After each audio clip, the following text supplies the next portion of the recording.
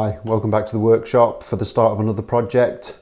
Following hot on the heels of the SG Junior build, I'll put a link up there for that one if you haven't seen it. This time we're going to be making a Telecaster style guitar. Normally in that situation you'd expect me to have a big lump of ash on the workbench. That isn't the case on this occasion, so let's have a look and see what materials I'm going to be using in this project. So this project is actually going to be a Thinline type Telecaster. And once again I'm using up some material that I've got lying about. So for the main part of the body I've got a big lump of sapele. This was left after from a Les Paul Junior build that I did a few months ago. It's very nice. So that will be for the back of the body. The top of the body is going to be maple. So I've got a big lump of maple here. That's going to have to be cut down to size and cut down the middle to form the two halves of the top. And for the neck I've got another piece of maple, but this time it's quite nicely figured flame maple. Unlike the last build, this isn't the first time I built a Telecaster, so I already have a good neck template and I already have a body template. I'm going to have to make another one for the chambering on the Thinline body. But this will do for most of the cuts I need to make. So the first thing I'm going to have to do is to break this material down into smaller, more usable pieces. And I'm going to just use the templates to try and find the best timber to use.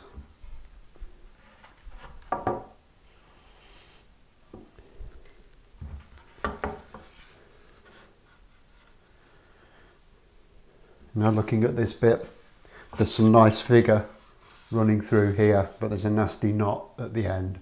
So I'm just going to mark away from that.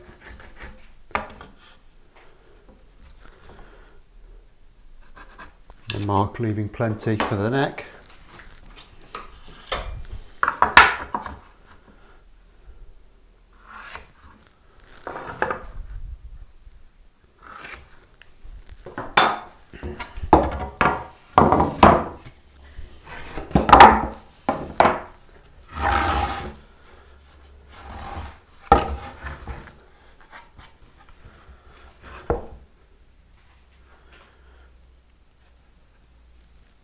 And then I need two pieces of this for the body.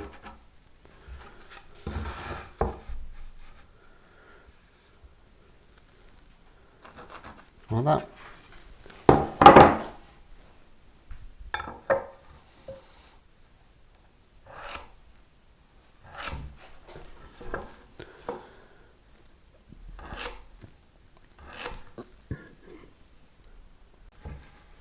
Having done that, it's now time to break out some heavier machinery and get all this cut down to rough size.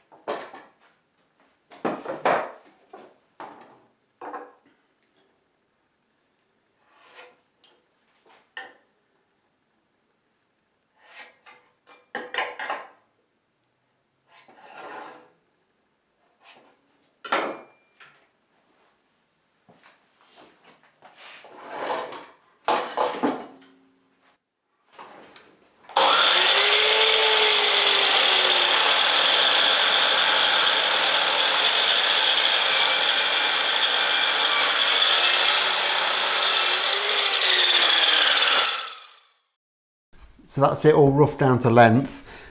The next job is to take this piece of maple that's going to form the cap and slice it down the middle into 2 halves. Going to do that on the table saw. Obviously I don't have a table saw with a blade that wide, so I'm going to have to try and work from both sides and meet in the middle. I should be able to do it. If not, I'll just have to finish the last little bit off with a handsaw. Shouldn't be too much of a problem.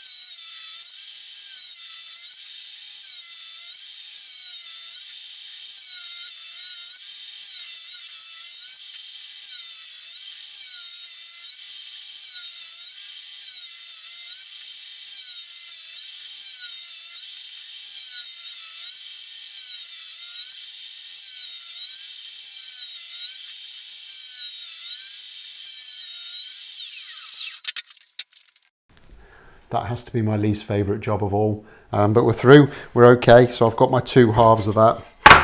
Now I've got all my timber cut to size now, but everything's way too thick. It all needs to go through the planer, except for the 2 pieces for the top.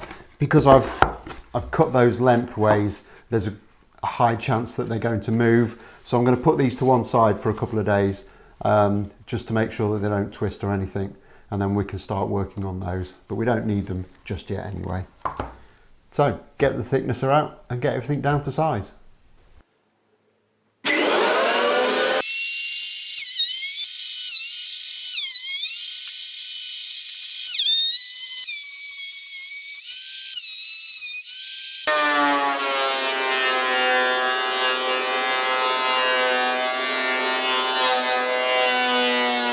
Okay, so I've eventually got everything down to thickness. The 2 bits for the body, I've had to literally take about ½ an inch off each of them. It's a shame I haven't got a bigger bandsaw that I could have sawn that off, and then I would have been left with a couple of nice sapele veneers that I could have used on something. Instead I ended up with a load of shavings, but there you go.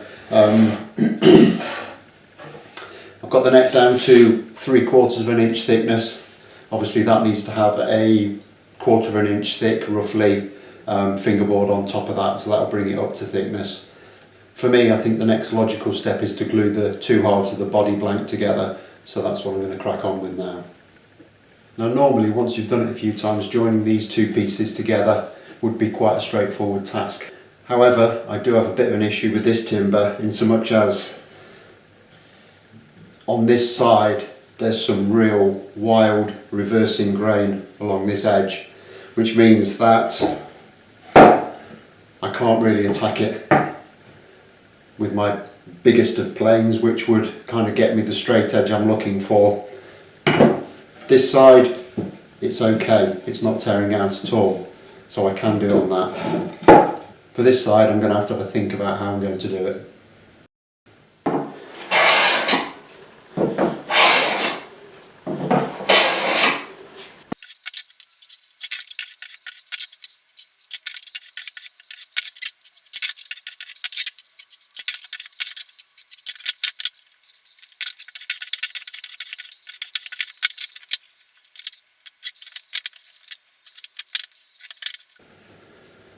So in the end, what I've had to do is I've sharpened the iron in this plane, but I've also set it up so that the chip breaker is virtually at the edge of the iron.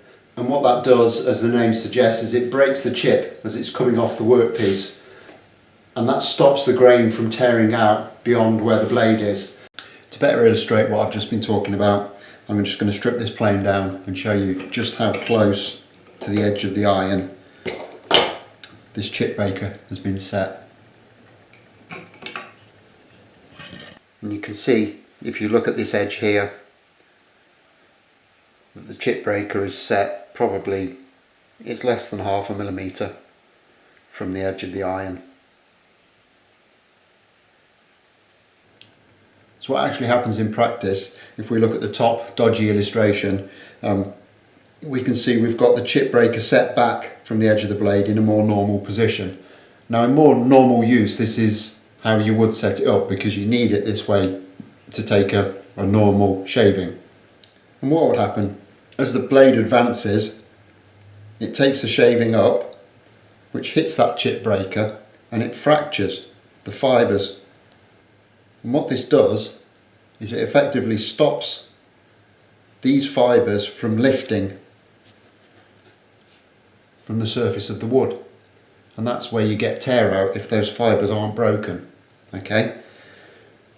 In this normal setup, on the wild grain that I've just planed, we would get tear out with this situation. However, with the situation that we've used, and this is a bit of an exaggeration how close it is to the edge, but it's, it's a similar setup. Those fibres are getting broken almost immediately they're lifted from the wood. So that means that they're constantly breaking as we go along, and it gives no opportunity for any of them to lift up, causing the tear out. The downside to this is you can only take a very, very fine shaving doing it this way.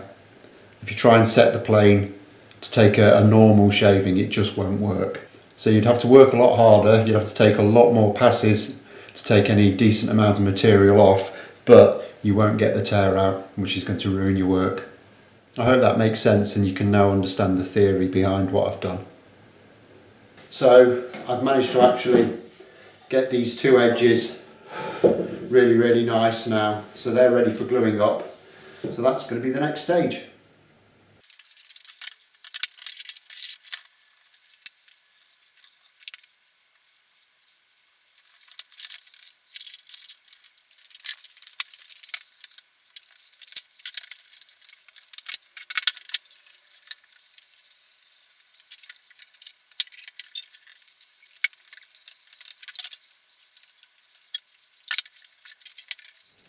So as you can see, I've used a kind of a 5 clamp technique to glue this up.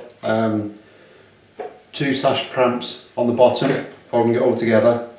2 big C clamps, one on either end, with a couple of coils that I've covered in masking tape so they don't stick, to keep the 2 pieces even at the end, and then 1 sash clamp on the top just to kind of even the pressure out with everything. You can't really see because of everything on the top, but that is pretty much spot on in terms of being flat across the top. It will need a little bit of a skim over with a hand plane just to clean it up, but looks like that's going to be a good job there. So I'm going to leave it there now. I think we made some great progress for the first episode. I'll be back very soon with the second episode. If you haven't already done so, please subscribe to the channel, hit that notification bell so you don't miss future instalments, and we'll look forward to seeing you on the next one. Thanks a lot for watching. Bye bye.